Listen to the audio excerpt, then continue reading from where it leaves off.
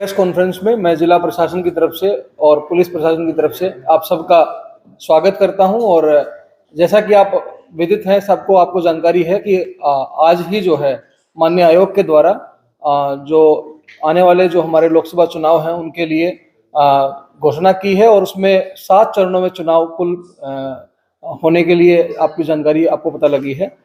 उत्तर प्रदेश में भी 7 चरणों में चुनाव होगा। उसमें जहां तक जनपद संत कबीरनगर जो 62 पार्लियामेंट्री कॉन्स्टिट्यूएंसी है, इसमें 6ठे चरण में चुनाव हमारे यहाँ पे तय हुआ है। इसके जो इम्पोर्टेंट डेट्स हैं, जैसे मैं इस टाइम बता रहा था आप लोगों को, और वो मैं आपके सामने एक बार रिपीट कर देता हूं कि जो नोटिफिकेशन इशू होने की डेट है वो 29 अप्रैल 2024 को होगी। उसके बाद last date for filing nomination जो है वो 6/5/2024 को होगी। इसके बाद स्क्रूटनी जो है नॉमिनेशंस की वो 7/5/2024 को होगी और last date for withdrawal of candidature जो है वो 9/5/2024 को होगी।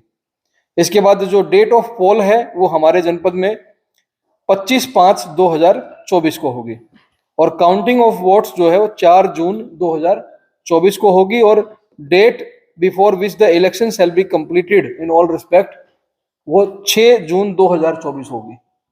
तो आज से लेके और 6 जून 2024 तक जो है वो आचार संहिता लागू होगी। इसके बारे में माननीय आयोग ने बहुत विस्तृत दिशा निर्देश जो हैं वो जारी कर दिए हैं।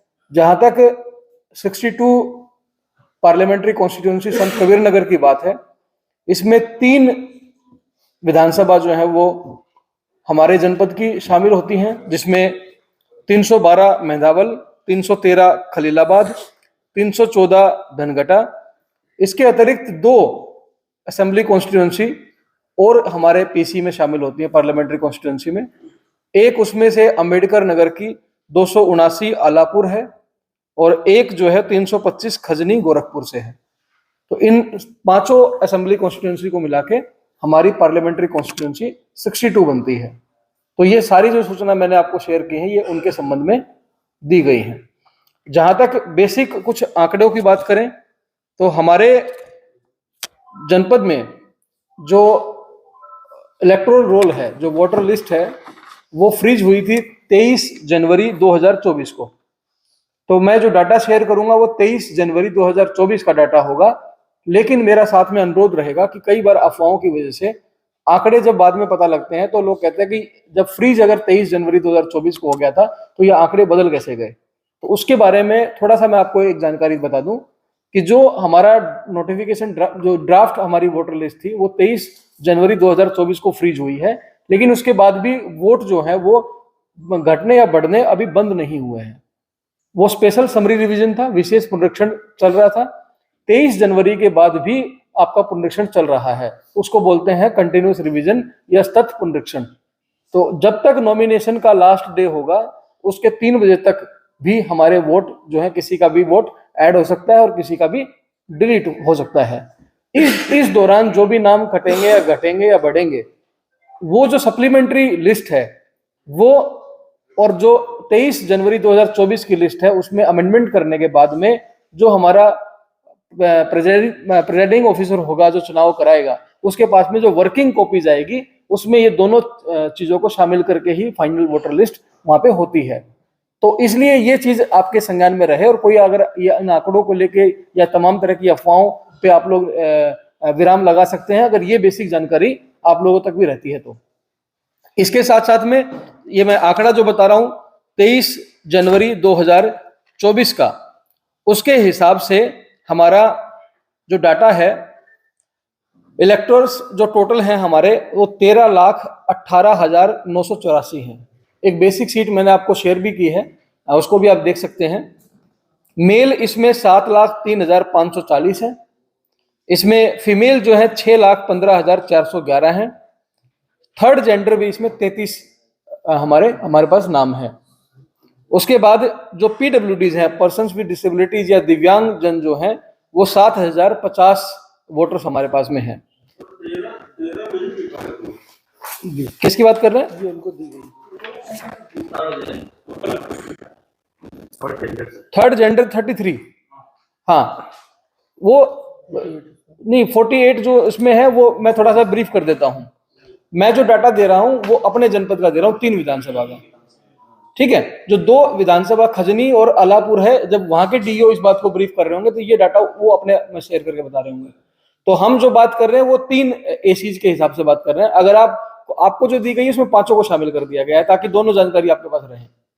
तो अगर आप केवल 62 पार्लियामेंट्री कॉन्स्टिट्यूएंसी 3 एसीज की बात करेंगे तो 33 है, और दोनों को मिला दिया जाएगा तो जो 48 की सूची है, और उसमें लिस्ट में आप देखेंगे 5 एसीज का नाम लिखा हुआ है। तो ये दोनों डाटा आपके पास में रहे तो आप उसको कवर कर सकते हैं। इसके बाद में 18,235 वोटर्स हमारे पास में ऐसे हैं जो 80 प्लस की एज के हैं, और सर्विस वोटर्स भी हमारे पास 2016 हैं, और जेंडर रेशियो जो 2011 का था उसके हिसाब से 969 का जेंडर रेशियो हमारे पॉपुलेशन का होता है। लेकिन वोटर्स की अगर जेंडर रेशियो की बात करें तो आज की डेट में जो 23 जनवरी 2024 को डाटा फ्रीज हुआ है उसके हिसाब से 875 का हमारा जेंडर रेशियो है। ये पिछला जो 3 महीने में पुनरीक्षण चला है उसमें टोटल 6 की बढ़ोतरी हम लोगों ने की है। ये पहले 869 होता था, अब 875 है। इसका मतलब ये है कि महिला वोटर जो है हमारी बड़ी है। इसके बाद ये जैसे जनपद का डाटा सर बता रहे हैं, तो जनपद का डाटा हम अलग से भी आपको दे देंगे। आपको जो हमने प्रोवाइड कराया है तो मैं दोनों पे आऊंगा, पहले जनपद का फिर टोटल पे, ठीक है। ये मैंने आपको जो बताया है ये जनपद का ब्रीफ कर दिया है। अब 5 की अगर हम बात करें तो वो संख्या आपके पास में है। जैसे मध्य स्थलों की संख्या है वो 5 एसीज की मिला के 2214 है, लेकिन अगर आप जनपद की बात करेंगे तो 1437 बूथ हैं हमारे, और 1022 हमारे पोलिंग सेंटर्स हैं।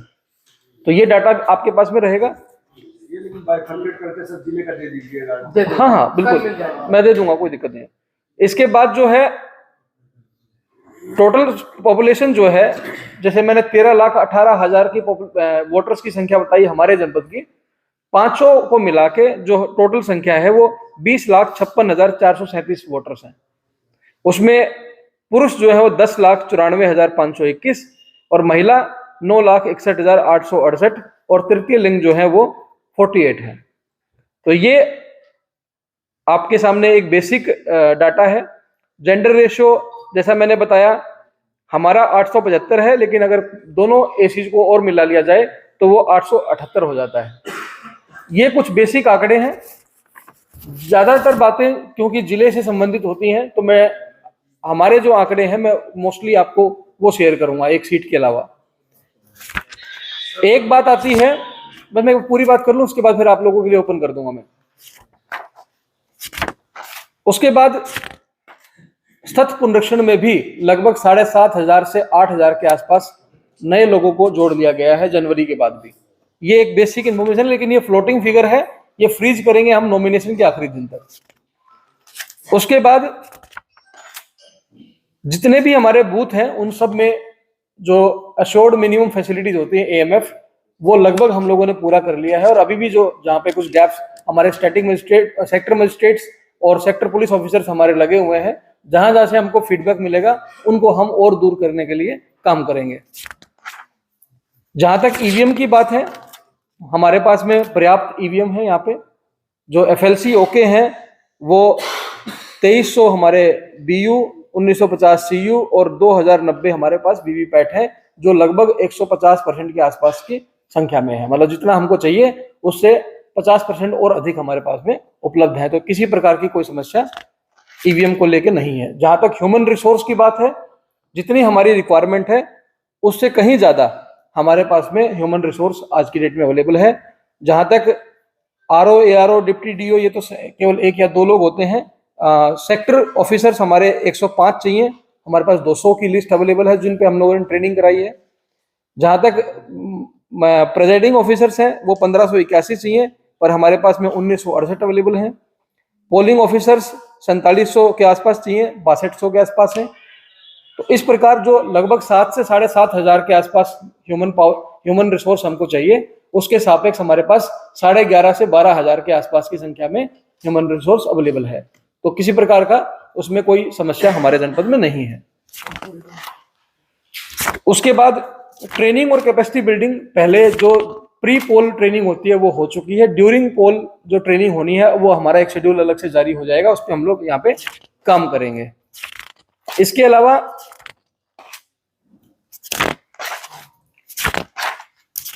लॉ एंड ऑर्डर के संबंध में जो बातें हैं, मेरे बाद में कप्तान साहब अपनी बात जब रखेंगे तो लॉ एंड ऑर्डर के बारे में वो बता देंगे। एक सेकंड, बस 2 मिनट की बात और बची हुई है। इसके अलावा 3-4 बातें और जो है मैं आपके माध्यम से ब्रीफ करना चाहूंगा। एक, आप सभी जानते हैं कि टेक्नोलॉजी का इस्तेमाल जो है वो डे बाय डे बढ़ता जा रहा है, तो इलेक्शन में भी टेक्नोलॉजी का इस्तेमाल कैसे बढ़े और इसकी जागरूकता लोगों में कैसे आए, इसके लिए मैं आपके माध्यम से बताना चाहूंगा कि इस बार आप लगभग देखेंगे 8 से 10 मोबाइल एप्लीकेशंस आयोग के द्वारा जारी हैं। तो आपसे भी अनुरोध रहेगा कि आप उन एप्लीकेशंस के बारे में आप एक बार देख के और अपने अपने तरीके से आप लोगों को जागरूक करेंगे तो वो सबके लिए हैं।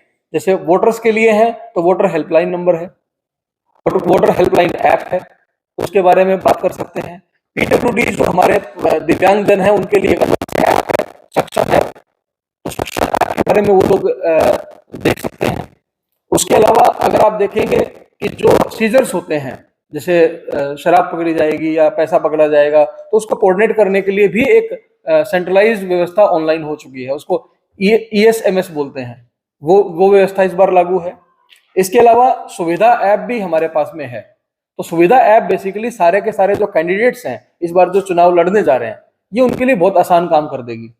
वो क्या करेगी, उनको जितने भी नॉमिनेशन फाइल करने हैं, एफिडेविट फाइल करने हैं, या उनको कोई परमिशन भी चाहिए हमसे, तो वो हमारे पास में आने की जरूरत भी उनको नहीं है, वो ऑनलाइन अप्लाई करेंगे।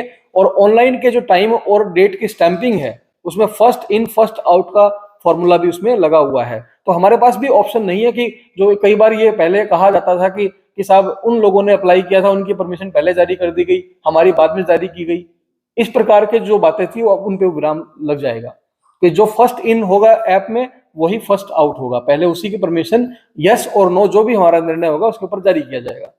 इसी प्रकार से तमाम तरह के और भी एप्लीकेशंस हमारे पास में हैं। कंट्रोल रूम इसीलिए हम लोगों ने एक आईटी टीम गठित की है। आईटी टीम का गठन करके हमने अपना जो कंट्रोल रूम जनपद में बनाया हुआ है, इस बार 24/7 ये कंट्रोल रूम काम करेगा। तो इसके लिए अलग अलग सेल इसमें काम करेंगे। जैसे सी विजिल एक ऐप है, मोबाइल ऐप है, तो सिटीजन्स जितने भी विजिलेंस है उनका बढ़ाया जाए। MCC के जो वायलेशंस हैं, मॉडल कोड ऑफ कंडक्ट के वायलेशंस हैं, कोई भी आदमी कहीं से भी रह के उसके ऊपर अपनी विजिलेंस की रिपोर्ट सबमिट कर सकता है, शिकायत कर सकता है बेसिकली। और उसमें एक नियम है कि 100 मिनट में वो कंप्लेंट हमें क्लोज करनी होती है। तो इसका पूरा का पूरा जो मॉनिटरिंग है ये ना केवल जनपद में बल्कि स्टेट लेवल पे और इलेक्शन कमीशन ऑफ इंडिया के लेवल पे भी रिव्यू किया जाता है। तो ये भी लोगों तक पहुंचने की जरूरत है कि अननेसेसरीली उनको कई बार पता नहीं होता कि हमें ये शिकायत, हमें कुछ दिख रहा है और कुछ गलत हो रहा है तो उसकी शिकायत कहाँ करें। तो सी विजिल ऐप जो है उसके ऊपर वो अपनी शिकायत कर सकते हैं। इन सारी चीजों को मॉनिटर करने के लिए, हर अलग अलग एक्टिविटी को कंट्रोल करने के लिए एक सीनियर अधिकारी की नियुक्ति यहाँ पे कंट्रोल रूम में की जा रही है। और कंट्रोल रूम 24/7 हमारा काम करेगा। जितने भी वायलेशंस हैं वो हम वहां से मॉनिटर करेंगे। इसमें टेलीफोन भी हमारे लगे हैं, जो हेल्पलाइन नंबर है इलेक्शन कमीशन का वो भी अवेलेबल रहेगा। और इसके अलावा जितने भी हमारे टीवी न्यूज पे या सोशल मीडिया पे जो एक्टिविटीज हो रही हैं, सोशल मीडिया की एक्टिविटीज भी वहां से मॉनिटर की जाएंगी। MCMC कमेटी जो होती है वो मीडिया सर्टिफिकेशन के लिए, वो भी कमेटी यहीं से हमारा ऑपरेट करेगी। और पेड न्यूज या फेक न्यूज या इस प्रकार की जो तमाम इश्यूज हैं उनको हम लोग हैंडल यहाँ पे करेंगे। इसके साथ साथ में मैं ये भी आपको बताना चाहूंगा कि पूरा का पूरा जो इलेक्शन है, आप सब जानते हैं कि वो बेसिक इस थीम के ऊपर टिका होता है कि free, fair and peaceful election हम लोग करें।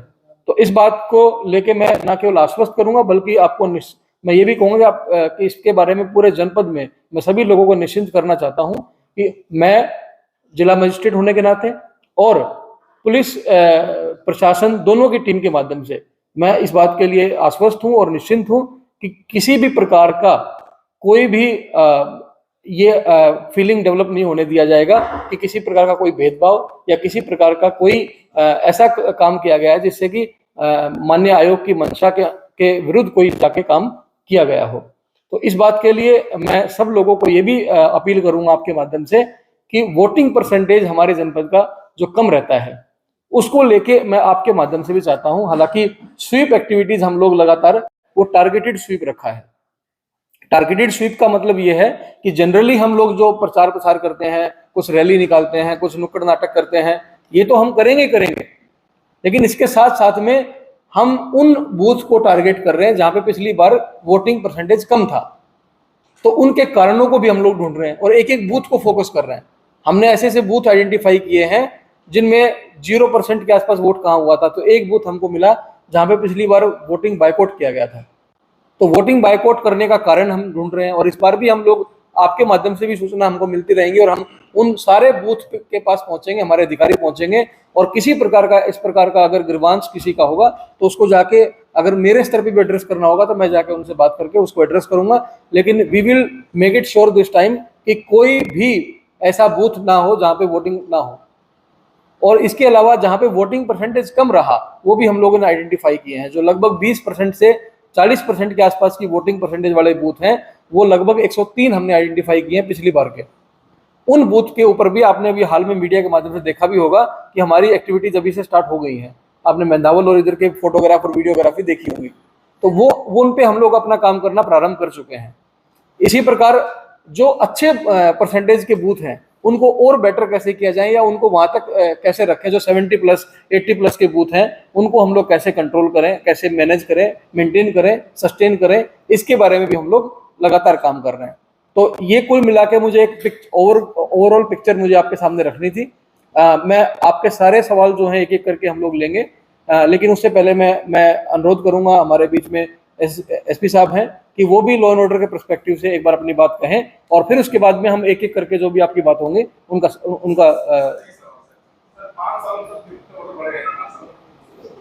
जो परसेंटेज होता है वो हमारा वोटिंग जो समरी रिविजन्स होते हैं उनके हिसाब से होता है। जो पिछला समरी रिवीजन हुआ, स्पेशल समरी रिवीजन 3 महीने का, उसमें लगभग 65,000 जो हमारे वोटर्स हैं उनको हमने टेकअप किया है। इसमें 37,000 के आसपास वोटर्स जो है फॉर्म 6 मतलब नए ऐड हुए हैं, 23,000 के आसपास जो है उसमें कटे भी हैं। तो टोटल 65,000 के आसपास के वोटर्स पे काम हुआ था और जो सख्त पुनरीक्षण अभी चल रहा है वो लगभग 7,500 वोटर्स पे काम हुआ है जी। बेसिकली चुनाव में जो पुलिस के पर्सपेक्टिव से जो चीज़ें हमें ध्यान रखनी पड़ती हैं, बेसिक कुछ आंकड़े पे मैं आपको बता दूं। जो पुलिस की जो डिप्लॉयमेंट होती है, जो हमने इस बार कैलकुलेट किया है, जो पुलिस बल हमको इस बार लगेगा चुनाव में, लगभग 10 इंस्पेक्टर, 190 सब इंस्पेक्टर, लगभग 3,000 के आसपास कांस्टेबल, हेड कांस्टेबल, 3300 होमगार्ड लगेंगे, साथ के साथ पीएसी की 3 कंपनी लगेंगी और लगभग 15 कंपनी हमारी जो सीएपीएफ। जो डिप्लॉयमेंट हमने अभी पैरामिलिट्री का बताया, पीएसी का बताया, ये मुख्यालय के द्वारा किया जाता है। ये जो उपलब्धता होती है उसके अकॉर्डिंग मुख्यालय से आवंटन होता है और जैसे मुख्यालय से आवंटन होगा इसके बारे में आपको सूचित किया जाएगा। जो पुलिस बल के बारे में मैंने बताया, ये भी आवंटन, चूंकि जो जनपद का पुलिस बल है पूरे चुनाव में मोबाइल रहेगा, प्रथम चरण, द्वितीय चरण, तृतीय, चौथा, पांचवा, छठवां, सातवां। चूंकि हमारा 6वें चरण में है तो पुलिस बल जो बाकी 5 चुनाव को करा के जो हमारे जनपद को आवंटन होगा उसकी जो अपडेट सूची होगी उससे हम आपको अवगत करा देंगे। इसके बाद आता है, पुलिस बल के बाद आता है हमारा कम्युनिकेशन प्लान। कम्युनिकेशन प्लान में चूंकि हमारा जनपद कहीं पे भी ऐसा कोई हिली एरिया नहीं है, कोई ऐसा टेरेन नहीं है जहाँ से कि हमारा शैडो एरिया पड़े। शैडो मतलब जहाँ पे जो हमारा वायरलेस सेट है वहाँ पे वो पहुँच ना पाए। क्योंकि जनपद हमारा बिल्कुल शैडो फ्री एरिया जोन है, तो कहीं पे भी कम्युनिकेशन के संबंधित कोई भी दिक्कत नहीं आएगी। जो भी हमारा कम्युनिकेशन प्लान है बिल्कुल 100% सिक्योर है, कहीं पे भी एडिशनल हमको कुछ करने की ज़रूरत नहीं है। जो सेट्स हमको रिक्वायरमेंट होगी, चाहे वो हैंडहेल्ड सेट हो या फिर स्टैटिक या मोबाइल आरटी सेट हो, ये मुख्यालय से हमें उपलब्ध हो जाएगा। इसके बाद आते हैं जो कानून व्यवस्था के संबंध में जो कार्रवाई पुलिस करती है, जिसमें कि प्रिवेंटिव कार्रवाइयाँ होती हैं, जिसमें 107-16 होता है, 111, 117 की कार्रवाई, 151 की कार्रवाई, गुंडा, गैंगस्टर और प्रिवेंटिव डिटेंशन यानी एनएसए और पिट एनडीपीएस की भी कार्रवाई इसमें शामिल है। तो इसमें जो पुराने हमारे जो 2019 के जो आंकड़े हैं और इस समय जो हमारी स्थिति है मैं आपको बताने बड़ी खुशी हो रही है कि पुराने जो आंकड़े हैं उनसे काफ़ी अच्छे स्टेट में इस समय हम इस समय मौजूद हैं। और आगे निरंतर हम जैसे जैसे हमारा चुनाव आगे प्रगति करेगा, जो हमारे प्रिवेंटिव आंकड़े हैं जो कि दर्शाते हैं कि कितनी पुलिसिंग पुख्ता तरीके से की जा रही है, जो प्रिवेंटिव आंकड़े हैं आपको हम इससे अपडेट करते रहेंगे और इसको आप अपने मीडिया के माध्यम से सबको सूचित भी कर सकते हैं। तो 90 हमारे जो हिस्ट्री शीटर्स हैं, इन हिस्ट्री शीटर्स पे भी कार्रवाई हमने स्टार्ट कर दी है। जितने भी हिस्ट्री शीटर एक्टिव हैं उनके खिलाफ गुंडा की भी कार्रवाई की जा रही है। साथ के साथ जिन पे अभी हाल फिलहाल में मुकदमे दर्ज हुए हैं, अगर उनका पुराना आपराधिक इतिहास ऐसा है कि अगर वो गैंगस्टर की वर्दी में कवर होते हैं तो उन पे गैंगस्टर की भी कार्रवाई हम शुरू कर दिए हैं। इसके अलावा जो हमारे बैड एलिमेंट्स हैं उनका भी चिन्हांकन हम कर रहे हैं और जितने भी बैड एलिमेंट्स हैं उनको हम 107-16 के साथ साथ हम ये इंश्योर करेंगे कि चुनाव जब हम बिल्कुल पास आ जाएगा, लगभग 5 से 6 दिन बचेंगे, तो हम उनको रेड कार्ड भी इशू करेंगे। रेड कार्ड का मतलब ये होता है कि आप पुलिस के बिल्कुल नजरों में टॉप लिस्ट में हो। अगर कुछ भी आप चुनाव के दिन अगर आपका कोई भी ऐसा मूवमेंट होता है, कोई ऐसा मूवमेंट का मतलब है कि आपने चुनाव में अपना मतदान दिया, मतदान डालने के बाद आप बेवजह वहां पोलिंग सेंटर के पास घूम रहे हो या बेवजह आप कोई व्हीकल का मूवमेंट कर रहे हो, तो फिर आपके खिलाफ फिर कड़ी कार्रवाई की जाएगी। इसके साथ जो जनपद पुलिस के द्वारा जितने भी हमारे पोलिंग सेंटर्स हैं, हमारे जो SHOs हैं सभी के द्वारा लगातार विजिट किया जा रहा है और जो भी बेसिक मिनिमम फैसिलिटीज वहाँ पे होनी चाहिए वो इंश्योर की जा रही है। साथ ही साथ कानून व्यवस्था के संबंधित जो वहाँ पे चीज़ें होनी चाहिए, जैसे बाउंड्री वॉल है, अप्रोच रोड है, या फिर जो विंडोज़ हैं, विंडोज़ में अगर ग्रिल लगी है नहीं लगी, ये सारी चीज़ें हम इंश्योर कर रहे हैं कि सारी चीज़ें मौजूद रहें। जहाँ पे जो कमियाँ आ रही हैं उसको हम अपने संबंधित रेवेन्यू डिपार्टमेंट के साथ शेयर करके इसको हम सही करा रहे हैं।